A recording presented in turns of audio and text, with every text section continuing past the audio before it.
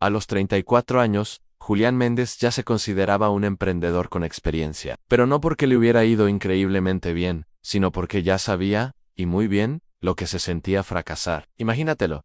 Había intentado de todo, vendió ropa por internet, importó aparatos electrónicos, creó cursos online, hasta casi abre un restaurante con un socio que desapareció a último minuto. Parecía que cada vez que se acercaba al éxito, algo salía mal y todo se derrumbaba. A pesar de todo esto, Julián mantenía una fe casi infantil, una terquedad inquebrantable, en que tarde o temprano daría con esa idea, esa única idea que cambiaría su vida para siempre. Un día, después de meses de investigación y noches sin dormir, creyó que por fin la había encontrado. Había reunido cada centavo de sus ahorros, convenció a su esposa de usar los suyos, y hasta consiguió un préstamo que prácticamente tuvo que suplicar al gerente del banco. Todo para lanzar una pequeña empresa de producción de artículos personalizados, tazas, con diseños únicos, tecmus para empresas, regalos corporativos con logos grabados. Julián estaba absolutamente convencido de que este negocio sería un boom. Lo visualizaba, lo soñaba, se lo repetía cada mañana frente al espejo,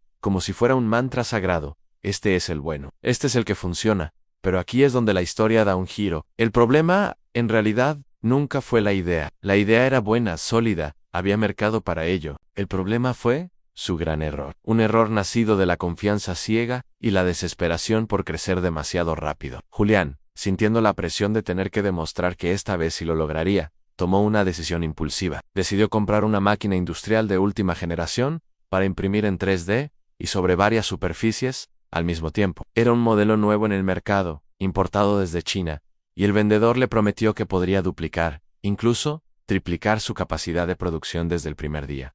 No lo pensó demasiado. La emoción le ganó a la razón. Sin consultar a nadie, sin pedir una segunda opinión, firmó el contrato de compra, pagó un adelanto enorme que representaba casi la mitad de su capital inicial, y se comprometió a pagar el resto en cuotas, con las ganancias de su futuro e inevitable éxito. Estaba eufórico, sentía que había dado el paso definitivo para convertirse en un gran empresario. Pero entonces, la máquina llegó, y con ella llegó el desastre. Cuando por fin desembalaron aquel monstruo de metal y cables, la realidad lo golpeó con una fuerza brutal. La máquina no funcionaba. No era un pequeño fallo, no era un cable suelto, era un modelo completamente defectuoso, mal ensamblado de fábrica. Las piezas no encajaban, el software era inestable, y cada intento de encenderla terminaba en un ruido alarmante y un cortocircuito. Para empeorar las cosas, la empresa que se la vendió, esa que le había prometido el oro y el moro, se declaró en bancarrota apenas unas semanas después.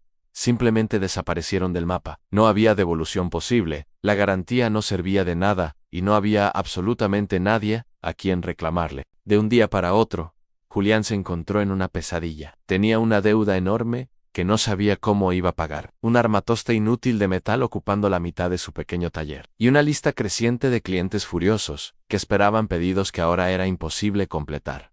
Ese fue el principio del fin, o al menos, eso parecía. Los proveedores, al enterarse de sus problemas, dejaron de fiarle. Le pedían el pago por adelantado para cualquier material, dinero que Julián ya no tenía. Su esposa, que había dejado su trabajo para apoyarlo en el negocio, tuvo que buscar empleo de nuevo, aceptando el primer puesto que encontró, porque el negocio ya no generaba ni para los gastos más básicos del hogar. La tensión en casa se volvió insoportable. Las discusiones se convirtieron en la norma. El aire estaba cargado de reproches silenciosos y miradas de decepción. El banco, por su parte, no tardó en empezar a llamar. Primero eran recordatorios amables, luego se convirtieron en llamadas insistentes, varias veces al día, con amenazas de acciones legales. Julián sentía como su sueño, ese que había construido con tanta ilusión, se derrumbaba pieza por pieza frente a sus ojos. Y lo peor de todo, lo que más le dolía, era que en el fondo sabía que todo había sido por su culpa, por un solo error, garrafal, un error que cualquiera con un poco de experiencia le habría advertido que no cometiera. Si tan solo, él hubiera tenido el valor de pedir consejo, de tragarse su orgullo y preguntar. Una noche de viernes, la situación llegó a su punto más bajo. Acababa de tener una conversación terrible con el dueño del local. Le había dado un ultimátum: o pagaba los 3 meses de alquiler que debía para la próxima semana, o lo desalojaba sin más. Después de colgar el teléfono, Julián salió del taller y se sentó en el borde de la vereda, bajo la luz tenue de un farol. Tenía los ojos rojos, hinchados de aguantar las lágrimas, y el corazón, hecho un nudo tan apretado que apenas podía respirar. Apoyó la cabeza entre sus manos y susurró al aire de la noche: ¿cómo pude arruinarlo todo de esta manera? ¿Cómo? Ese día, en esa vereda fría y solitaria, Julián creyó haber tocado fondo. Sintió que no había salida, que había perdido todo: el dinero, el negocio, el respeto de su esposa, su propia confianza. Pero lo que él no sabía en ese momento es que a veces tocar fondo no es el final. A veces, ese fondo es el único lugar sólido desde donde puedes impulsarte de nuevo hacia arriba. Y justo ahí, en medio de la desesperación más absoluta, estaba a punto de encontrar la oportunidad que cambiaría su destino para siempre.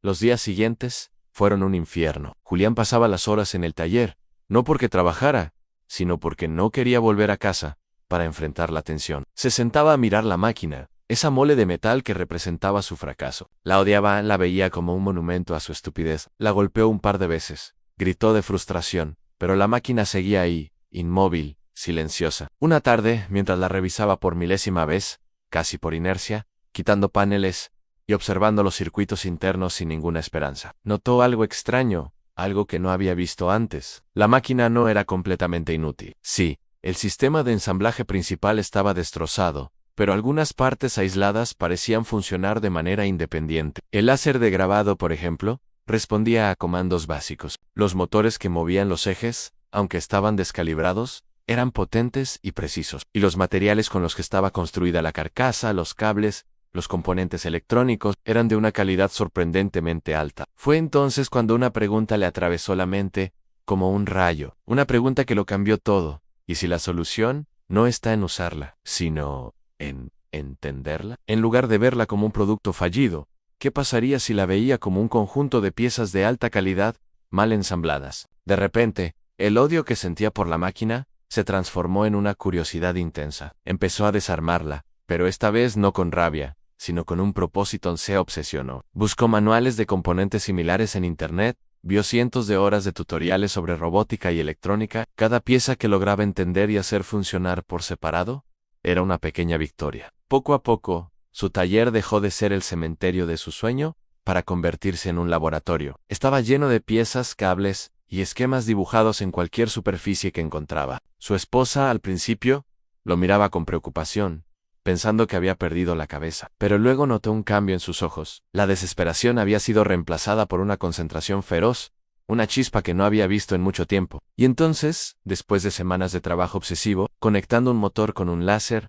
adaptando un software de código abierto y construyendo un nuevo chasis con partes de la propia máquina, logró algo increíble. Creó un pequeño dispositivo, una especie de brazo robótico capaz de grabar con una precisión milimétrica sobre superficies curvas, algo que las máquinas convencionales del mercado no podían hacer con tanta facilidad. Esa pequeña victoria lo llevó a una idea que nadie más había visto. No se trataba de vender tazas o termos. Se trataba de vender la herramienta. Julián se dio cuenta de que había otros pequeños empresarios como él, que no podían permitirse una máquina industrial de $100,000, pero que matarían por un dispositivo asequible y especializado que resolviera un problema específico. Con las pocas piezas que le quedaban, y un pequeño préstamo de un amigo que vio el potencial en su prototipo, fabricó 5 de esos brazos robóticos. Los anunció en foros de emprendedores y pequeños fabricantes. En menos de una semana, los había vendido todos, y tenía una lista de espera de 20 personas más.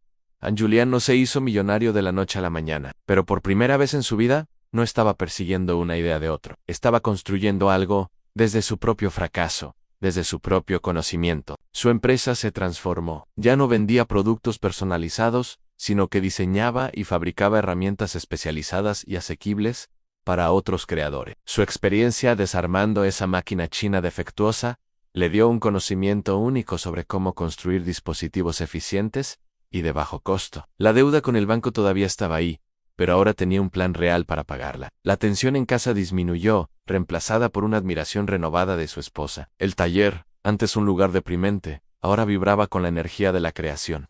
Decidido a no dejarse vencer, Julián empezó a desarmar la máquina pieza por pieza. No era ingeniero, no era técnico, solo era un hombre motivado por la desesperación. Miró tutoriales, leyó foros, contactó gente en redes, preguntó en comunidades de impresión 3D y a las 2 semanas. Ya sabía más sobre esa tecnología que muchos vendedores del rubro. Y entonces ocurrió algo inesperado. Un técnico especializado en máquinas industriales vio una de sus publicaciones en un foro donde Julián describía los defectos del equipo. El técnico le escribió: eso que describiste no es un problema aislado. Hay docenas de personas con la misma máquina defectuosa. Nadie ha podido repararlas, porque no hay repuestos, ni soporte. Julián sintió un cosquilleo en la espalda. Docenas, decenas de personas con el mismo problema. ¿Y si yo encontrara una manera de repararlas?, preguntó. El técnico respondió algo que lo dejó helado. Si logras hacerlo, no darías abasto con la demanda. Y así nació una chispa. Julián pasó noches enteras buscando una solución.